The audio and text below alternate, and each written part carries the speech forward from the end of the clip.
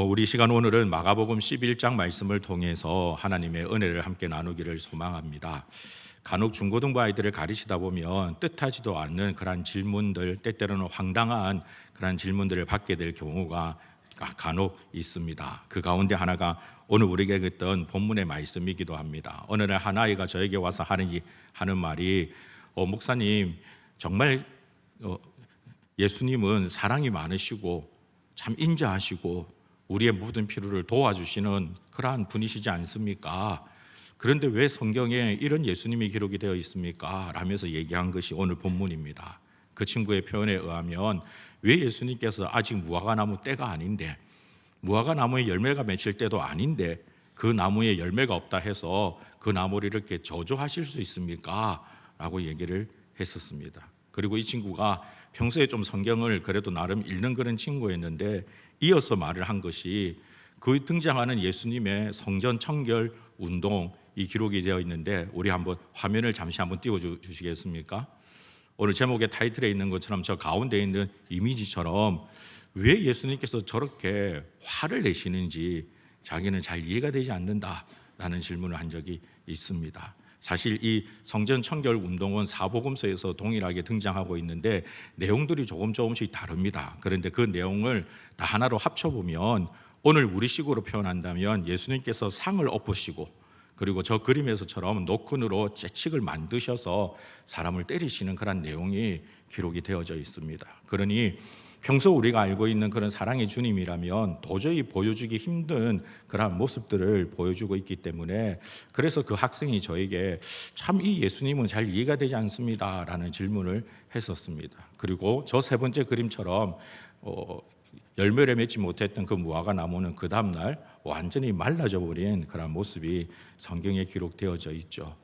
정말 우리가 믿고 있는 그 예수님은 이 학생의 질문처럼 괴팍한 그런 분이실까요? 사실 오늘 이 본문의 말씀을 보다 더 잘 이해하기 위해서는 마가복음 11장에서 말하고 있는 중요한 키워드가 무엇인지를 우리가 살펴볼 필요가 있습니다. 마가복음 11장에서 얘기하고 있는 중요한 키워드는 큐리오스, 즉 주라는 단어에 우리는 집중을 해야 합니다.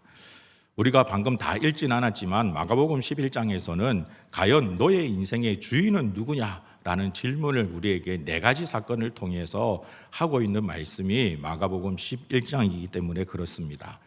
첫 번째, 마가복음 11장의 첫 부분은 예수님께서 예루살렘 성으로 입성하시는 내용이 기록이 되어 있는데, 그 부분에서는 너의 소유, 그 소유의 주인은 누구냐? 라는 질문을 우리에게 하고 있는 부분이라고 볼 수 있습니다.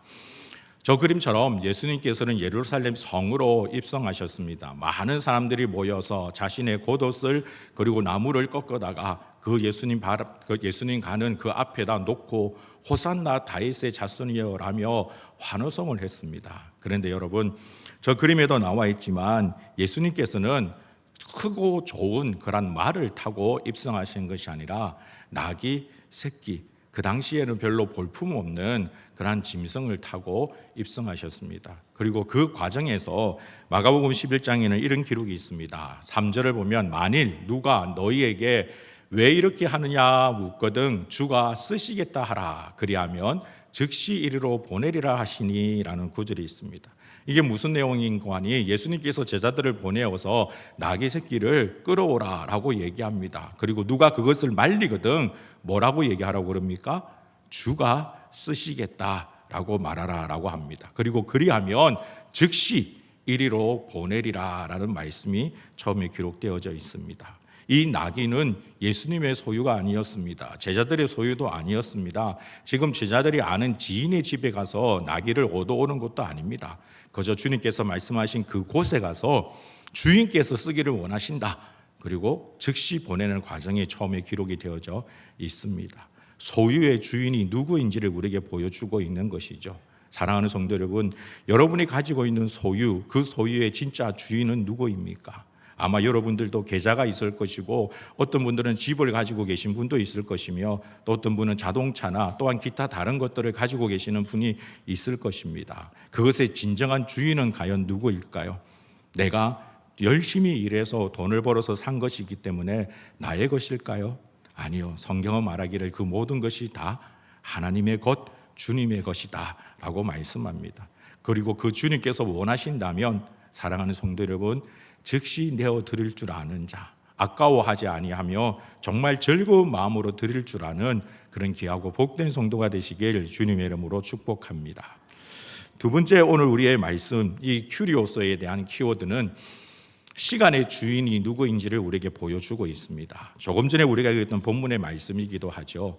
예수님께서 무화과 나무에 잎사귀가 있는 것을 보시고 열매를 얻기 위해서 그 나무에 찾아가셨습니다. 그리고 아무리 살펴보았지만 단 하나의 열매도 얻지를 못하셨죠. 성경은 이 부분에 대해서 이렇게 말씀합니다. 13절 말씀 우리 같이 한번 읽어보도록 하겠습니다. 멀리서 잎사귀 있는 무엇이 있을까요? 가셨더니 가서 보신즉 잎사귀 외에 아무것도 없더라. 이는 무화과의 때가 아님이라. 성경은 우리에게 분명히 말씀합니다. 무화과의 때가 아니었다라고 얘기하죠. 열매 맺을 때가 아니었다라고도 볼 수 있습니다. 그런데 주님께서는 그럼에도 불구하고 그 무화과 나무에서 열매를 얻기를 원하셨습니다. 우리는 내가 섬길 때를 정합니다. 어떤 분들은 이렇게 말씀하시는 분도 있습니다. 지금 준비하고 있는 이 일이 마무리 지으면 정말 열심히 섬기겠습니다. 내가 지금 무슨 일을 하기 위해서 지금 참 힘써 수고하고 있는데 이 일이 마감이 되어지면 제가 주님을 위해서 섬기겠습니다. 시험 준비를 하고 있는데 이 시험만 끝나고 나면 제가 하겠습니다 라고 얘기합니다. 그러나 그 모든 것들은 다 우리의 시간이죠. 우리의 시간과 하나님의 시간이 다르다는 사실을 여러분 인정할 수 있어야만 합니다. 나는 이런저런 계획을 세운다 할지라도 사실 그 계획을 허락하시는 분은 하나님이신 것입니다. 하나님께서 허락하시지 아니하시면 그 시간 또한 아무 소용이 없다는 사실을 여러분 기억하셔야만 합니다. 우리 주님께서도 말씀하시기를 한 부자가 그 해에 너무나 많이 풍성한 소출을 거둬들여서 창고에 더 이상 넣을 곳이 없자 창고를 더 지으려고 기뻐하고 즐거워하고 있을 때에 주님의 말씀은 오늘 밤에 너의 생명을 가져가시면 저것이 누구의 것이 되겠느냐라고 묻습니다. 시간이 나의 것인 것처럼 사용하는 자가 아니라 하나님의 것이니 그 하나님의 것에 온전히 순종하며 나아가는 자들이 되길 주님의 이름으로 축복합니다. 더 늦기 전에 봉사하는 자가 되십시오. 더 늦기 전에 섬기는 자가 되십시오. 더 늦기 전에 사랑을 전하는 자가 되십시오. 더 늦기 전에 하나님 말씀에 하나라도 더 순종하기 위해서 애쓸 줄 아는 저와 여러분이 될 수 있기를 주님의 이름으로 축복합니다. 그런데 오늘 본문에서 말하고 있는 무화과 나무의 때에는 또 다른 놀라운 비밀이 한 가지 감춰져 있습니다. 그것은 조금 뒤에 다시 한 번 더 살펴보도록 하겠습니다. 오늘 마가복음 11장에서 얘기하고 있는 세 번째 큐리오스, 주인에 대한 키워드는 바로 예배의 주인이 누구이냐라는 것입니다. 성전 청결 운동이 마가복음 11장에 기록이 되어져 있습니다. 예수님께서 예루살렘 성전으로 가셔서 그곳에서 매매하는 자들을 보시고 크게 분노하신 사건이 기록이 되어져 있습니다. 사실 예수님의 생애 가운데 이처럼 분노하신 것은 다른 부분에서는 찾아볼 수가 없습니다. 왜 이러한 일들이 일어났을까요? 마가복음 11장 17절에서는 주님께서 이렇게 말씀하십니다. 이에 가르쳐 이르시되 기록된 바 내 집은 만민이 기도하는 집이라 칭함을 받으리라고 하지 아니하였느냐? 너희는 강도의 소굴을 만들었도다 라고 말씀합니다. 사실 이스라엘 백성들은 1년에 3번 예루살렘 성전에 가서 하나님 앞에 예배 제사를 드려야만 했습니다. 그리고 그때 사용하는 제물은 흠 없는 제물을 사용해야만 했습니다. 거리가 얼마나 멀든 간에 그거와는 상관없이 집에서부터 정성껏 준비한 예물, 소나 양이나 이런 짐승을 몰고 예루살렘 성전에 예배하기 위해서 옵니다. 그런데 그렇게 오다 보면 때때로는 흠이 생길 수가 있죠. 상처가 생길 수 있습니다. 그러면 다시 집으로 돌아갈 수 없고 난감한데 그때 하나님 앞에 온전히 예배 드릴 수 있도록 제사 드릴 수 있도록 도와주는 사람이 예루살렘 성에 있었습니다. 아마 이것이 첫 시작이었을 수 있습니다. 그런데 나중에는 이것이 변질이 되어져서 높은 가격에 재물을 팔게 되어지는 무리들이 나타나게 되었습니다. 그리고 그들은 이스라엘의 종교 지도자들과 결탁해서 정말 흠 없는 이 재물을 가지고 왔음에도 불구하고 트집을 잡아 이것은 하나님 앞에 드릴 수가 없다. 이것은 흠이 있다라고 트집을 잡고 더 비싼 가격에 다른 재물을 소개해서 그것을 사도록 만들었습니다. 그렇게 해서 큰 이득을 취하게 되어진 것이 예루살렘 성전에서 일어난 일이었습니다. 사랑하는 성도 여러분, 정말 그 종교 지도자들이, 거기에서 매매하는 자들이 여호와 하나님을 하나님으로 인정했다면 그와 같은 일들을 할 수 있었겠습니까? 하나님의 예배를 무시하며 제사를 무시하며 하나님을 무시했던 그러한 일들이 바로 이 예루살렘 성전에서 일어났던 것이죠. 특별히 17절 말씀에 보면 주님께서 말씀하시기를 내 집은 만민이 기도하는 집이다 라고 말씀합니다. 내 집이라고 얘기합니다. 바로 이것이 나의 것이다, 내가 여기 주인이다 라고 얘기하는 것이죠. 사랑하는 성도 여러분, 하나님께 예배하는 자들이 되기를 주님의 이름으로 축복합니다. 아마 이 자리에 계시는 모든 분들은 나는 하나님 앞에 예배합니다, 하나님 앞에 정말 신령과 진경으로 온 마음을 다해서 예배합니다 라고 생각하실 수 있습니다. 그러나 여러분, 정말 우리의 모습들을 가만히 살펴보면 하나님이 아니라 내가 만든 하나님, 내가 생각하는 하나님 앞에 예배하며 나아갈 경우가 많이 있을 수 있다는 사실을 기억해야만 합니다. 하나님 앞에 나아갈 때는 절대 나의 방법대로 나아가는 것이 아니라 하나님의 방법대로 하나님께 초점이 맞춰져서 그 하나님께서 기뻐하시는 모습으로 온전히 예배하는 저와 여러분이 되기를 주님의 이름으로 축복합니다. 마가복음 11장에서 찾아볼 수 있는 마지막 이 큐리오스, 주인에 대한 관점은 바로 건의에 대한 부분입니다. 건의의 주인이 누구이느냐라는 부분들을 마가복음 11장 마지막 부분에서는 얘기하고 있습니다. 그 부분에서는 예수님과 대제사장들, 서기관들, 그 당시에 이 종교 지도자들이 예수님과 함께 변론하는, 논쟁하는 내용이 기록이 되어져 있습니다. 예수님께서 행하시는 그 건의에 대해서 따지는 것이죠. 대체 너의 건의가 어디에서 왔느냐라고 따지는 겁니다. 오늘날로 여러분 말씀드리자면, 당신이 그 앞에서 지금 설교를 하고 있는데 무슨 자격으로 설교를 하고 있느냐, 신학교는 제대로 졸업을 했느냐, 어느 신대원을 나왔느냐라는 이런 식의 논쟁이 일어났던 겁니다. 오늘 우리가 읽진 않았지만 마가복음 11장 28절에 보면 이르되 무슨 권위로 이런 일을 하느냐, 누가 이런 일 할 권위를 주었느냐라며 예수님께 따지고 있습니다.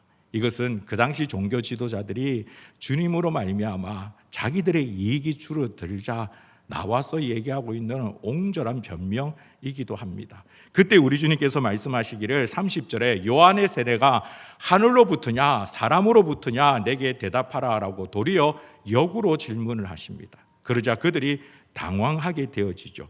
만약에 요한의 세례가 하늘로부터라 라고 얘기를 한다면 하늘로부터 내려온 그 권위를 가지고 있는 요한을 너희는 왜 믿지를 않았느냐라고 따질 수가 있을 것이고, 사람으로부터 그 권위가 났다라고 얘기하기에는 정말 이 요한을 믿고 따르고 그들과 함께 있었던 백성들로부터 어려움을 당할까봐 그들이 제대로 대답하지를 못했던 겁니다. 결국 예수님께서 그들에게 말씀하시기를 너희가 대답하지 아니하니 나도 너희들에게 답하지 않겠다라면서 마가복음 11장이 마무리가 되어집니다. 사실 이 내용은 내가 하고 있는 그 모든 권위는 하늘로부터 온 것이다, 하나님께서 나에게 준 권위다, 이 권위의 주인은 바로 나다라고 말씀하시는 큐리오스에 대한 부분이라고 볼 수 있습니다. 즉 마가복음 11장에서는 이와 같은 내용을 우리에게 말씀하고 있습니다. 주님만이 왕이십니다. 예수님이 우리의 주인입니다. 예수님께서 나의 유일한 주인입니다 라고 고백하는 것이죠. 방금도 우리가 찬양으로 하나님 앞에 올려드렸던 것처럼 주 예수보다 더 귀한 것이 없다라는 그 고백, 여러분 이 고백이 우리의 삶 속에서 나타날 수 있는 진정한 고백이 되기를 주님의 이름으로 축복합니다. 내가 가지고 있는 물질보다, 내가 가지고 있는 명예보다, 내가 가지고 있는 지혜보다 우리 주님이 더욱더 중요한 분이 되어서 그분이 우리의 왕이 될 수 있기를 주님의 이름으로 축복합니다. 이 주인의 관점에서 오늘 우리가 읽었던 무화과 나무에 대한 이 본문을 살펴볼 필요가 있습니다. 무화과 나무에 대해서 우리가 살펴볼 때에 먼저 한 가지 우리가 알아야 될 것은 무화과 나무에는 열매가 두 종류가 있다라는 겁니다. 이 무화과 나무는 3월과 4월에 맺게 되어지는 그러한 열매가 있고, 그리고 6월 이후로 여름에 맺게 되어지는 그러한 열매가 있습니다. 3, 4월 봄에 맺게 되는 이 열매는 파그라고 불리는 그러한 열매인데, 무화과 나무의 열매처럼 생겨 있지만 맛은 하나도 없는, 좀 떫은 맛이 나는 그러한 열매라고 합니다. 그래서 이 열매는 그 당시에 나그네들이나 그 여행을 하고 있는 나그네들이나 아니면 너무나도 가진 것이 없어서 먹을 것이 없는 그러한 자들이 따먹는 그러한 열매였다라고 합니다. 저 열매가 다 사라져야만 이제 6월이 되어지면 여러분 보시는 것처럼 오른쪽에 보이는 정말 먹음직한 담스러운 상품 가치가 있는 저 무화과 나무의 열매가 맺히게 되어지는 것이죠. 여러분, 먼저 이 정보를 알고 우리가 오늘 13절의 말씀을 살펴볼 필요가 있습니다. 13절에 보시면 멀리서 잎사귀 있는 한 무화과 나무를 보시고 혹 그 나무에 무엇이 있을까 하여 가셨더니 가서 보신즉 잎사귀 외에는 아무것도 없더라라고 얘기합니다. 이때 예수님께서 찾기를 원하셨던 무화과 나무는 봄에 맺게 되어지는 파그라고 불리는 그러한 무화과 나무 열매일까요? 아니면 정말 탐스러운 먹음직한 그러한 무화과 나무의 열매일까요? 지금 예수님께서 원하시는 것은 저 시기가 바로 6월절이기 때문에, 봄이기 때문에 바로 파그가 있는지를 보기 위해서 가신 겁니다. 비록 맛은 없지만 정말 떫은 맛이 나는 그런 열매이지만 예수님께서 시장하셔서 그 시장길을 가시게 하기 위해서 원했던 열매가 바로 그 무화과 나무 열매입니다. 그러니 무화과 나무의 때가 아니다라는 이 구절을 우리가 보다 더 자세히 한번 살펴볼 필요가 있습니다. 여러분, 때, 시기, 시간을 얘기하는 헬라어가 두 단어가 있습니다. 하나는 크로노스라는 단어가 있고 또 다른 하나는 카이로스라는 단어가 있습니다. 크로노스라는 이 단어는 물리적인 시간을 의미합니다. 우리가 사용하고 있는 이 시간, 흘러가는 그 시간, 봄, 여름, 가을, 겨울처럼 매일매일 흘러가는 그 시간을 의미하는 겁니다. 그리고 카이로스라는 이 시간은 특별한 시간입니다. 주님의 임재함이 있는 시간, 하나님의 특별한 계획이 있는 시간, 그러한 시간들을 표현할 때는 카이로스라는 단어를 씁니다. 그러면 무화과 나무의 때가 아닙니다라는 이때의 이 타임 시간은 어떤 단어를 쓰고 있을까요? 크로노스라는 그러한 시기에 대한 물리적인 시간에 대한 단어를 쓰고 있을까요? 아니요, 그렇지 않습니다. 방금 여러분들이 살펴본 저 단어처럼 카이로스라는 이 단어를 쓰고 있습니다. 즉, 그러니 무화과 나무의 때가 아니다라는 이 때는 하나님의 특별한 때, 하나님께서 정한 때라는 것을 알 수 있습니다. 하나님께서 우리에게 하나님의 시간을 요구하시는 때라는 것입니다. 아까도 말씀드렸지만 우리의 시간과 하나님의 시간은 다르다라는 것을 우리는 인정해야만 합니다. 그리고 하나님께서 우리의 주인이 되신다면 그 하나님께서 원하시는 그 시간에 우리가 맞추어야 하는 것이죠. 그런데 여러분, 오늘 이 13절 이 부분에서는 놀라운 하나님의 은혜가 감춰져 있는 부분입니다. 앞서 얘기했던 그 중학생 친구처럼 정말 개팍한 주님의 모습을 보여주고 있는 것이 아니라 놀라운 사랑이 많고 인자가 많으시며 은혜로우신 그런 주님의 모습을 보여주는 것이 바로 13절입니다. 주님께서 정하신 그때는 무화과 나무가 열매를 맺지 않는 그런 때가 아니었다라는 겁니다. 아무것도 없는 상황 가운데 주님께서 요구하신 것이 아니라 분명히 14절은 잎사귀 있는 한 무화과 나무다라고 얘기를 합니다. 잎사귀 있는 한 무화과 나무다라는 것은 파그 열매가 맺힐 충분한 조건을 가지고 있는 무화과 나무다라는 것이죠.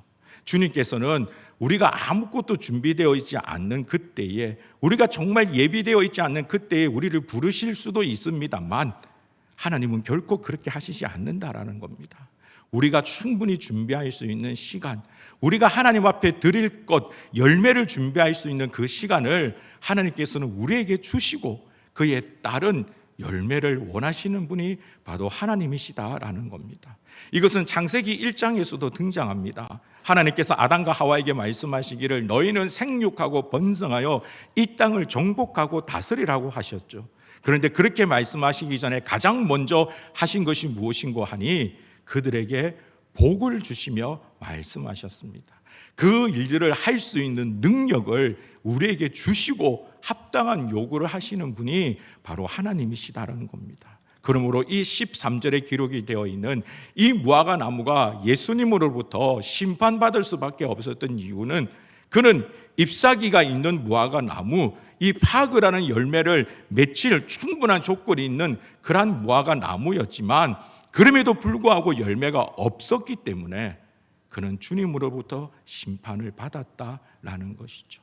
오늘날 우리에게도 이와 같은 문제가 생길 수 있습니다. 겉으로는 완벽한 성도인 것 같습니다. 매 예배 시간마다 하나님 앞에 나와서 예배하며 열정적으로 찬양하며 정말 하나님께서 기뻐하시는 그러한 삶을 살아가고 있는 것 같습니다. 그러나 다 같이 있는 자리에서는 그러하지만 혼자 있는 자리나 따로 있는 그 자리에서 내가 그리스도인으로서 온전한 열매를 맺지 못하고 있다면 바로 그것이 오늘 본문에 등장하는 무화과 나무와 같은 것이다 라는 겁니다.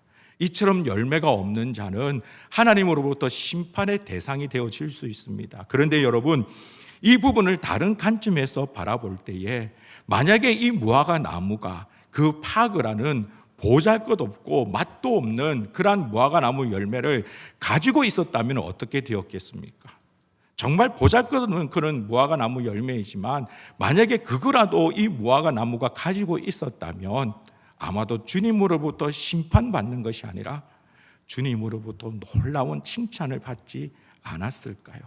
바로 이것이 13절에서 얘기하고 있는 은혜입니다. 해마다 연말이 되어지면 많은 성도들이 한 해에 지나온 삶들을 반성합니다. 우리가 연초가 되어지면 참 여러 가지 많은 계획들을 세우게 되어지죠. 올해는 새벽 기도를 정말 열심을 다하여 잘 참석할 것이다. 새벽 제단을 잘 쌓아야지. 올해는 성경을 정말 열심히 읽어야지. 올 한 해는 예배에 빠짐없이 내가 참여해야지. 올 한 해는 내가 전도해야지 라며 부푼 기대를 가지고 1월 달을 시작을 합니다. 그러다가 12월 달이 되어지면 모두가 다 그런 건 아니지만 대부분의 많은 성도들이 지쳐있고 힘이 빠져버립니다. 그 부푼 기대로 세웠던 그 많은 계획들이 제대로 이루어지지 않는 그런 모습들을 발견하게 되어지는 것이죠. 12월 달이 되어지면 교육부서의 교사들 가운데 목사님, 내년에는 제가 정말 교사를 못 하겠습니다 라고 얘기하면서 주로 많이 사용하시는 말씀이 무엇인지 아십니까? 목사님, 저는 양떼를 돌보는 그런 교사가 아니라 양을 잡아먹는 교사라서 내년에는 교육부서 교사도 못할 것 같습니다. 1월 달에 시작할 때는 5명의 아이들이 있었는데 12월 달이 되니까 1명이 남아있고, 1월 달에 시작할 때는 10명이 있었는데 12월 달이 되어지니 반의 반토막이 나 있는 그 모습들을 바라보면서 아유, 저는 양을 잡아먹는 교사니 제가 교사를 해가지고 무슨 소용이 있겠습니까? 내년부터는 못하겠습니다 라고 얘기를 하는 것이죠.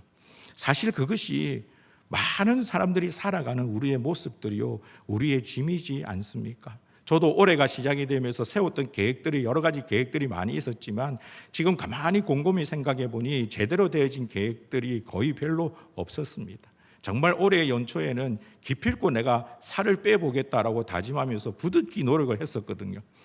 그래서 무려 17kg를 뺐었습니다. 그렇게 살을 빼면서 주변의 분들이 목사님 너무 홀쭉해지셨습니다 라고 얘기를 했는데 얼마 전에 다시 원상복귀가 되어서 예전에 그 몸무게로 또다시 돌아가는 그 모습을 보며 야, 나는 평생 다이어트를 해야 되는가? 나는 왜 이럴까? 라는 생각들을 할 수밖에 없습니다.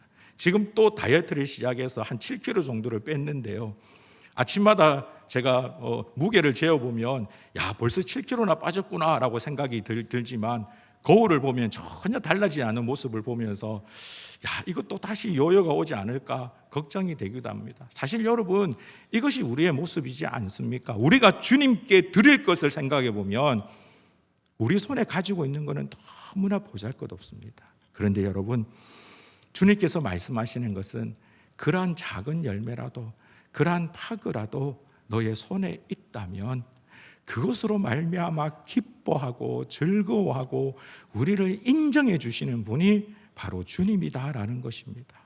여러분, 성경을 가만히 살펴보십시오. 성경 어디에도 우리가 주님 앞에 좋은 것을 드렸다고 해서 주님께서 기뻐하시는 내용 단 한 곳에도 없습니다. 정말 놀라운 것을 가지고 왔다 해서 주님께서 기뻐하지를 않습니다. 심지어 여러분, 연복계에 앉아 있었던 우리 주님께서는 부자가 와서 많은 금액을 그 헌금할 때에 그걸 보고 가만히 지켜만 보고 계셨습니다. 그런데 가부의 두 랩돈, 우리로 치면 그저 동전 2개입니다. 그 동전 2개를 드렸던 그 가부의 모습을 보며 정말 기뻐하시고 즐거워하지 않으셨습니까? 주님께서 원하시는 것은 우리가 이 땅에서 내가 할 수 있는 한 최선을 다하여 얼마나 수고하고 애를 썼느냐, 그것을 바라보고 있는 것입니다.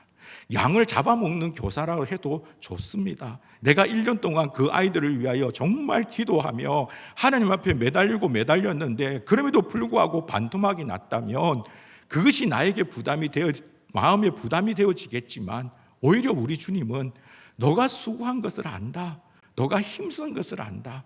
지금은 그때가 아니지만, 지금은 내가 정한 그때가 아니지만 그때가 되어지면 너의 그 수고가 헛되지 않을 걸 내가 만들어 줄 테니 다시 한 번 더 양을 맡아서 섬기라라고 말씀하시는 분이 바로 우리 주님이십니다.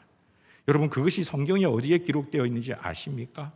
베드로가 예수님을 3번이나 부인하고 그가 고향으로 내려갔지만 부활하신 주님께서는 베드로를 외면하신 것이 아니라 그를 찾아가셨습니다. 그리고 뭐라고 말씀하셨습니까?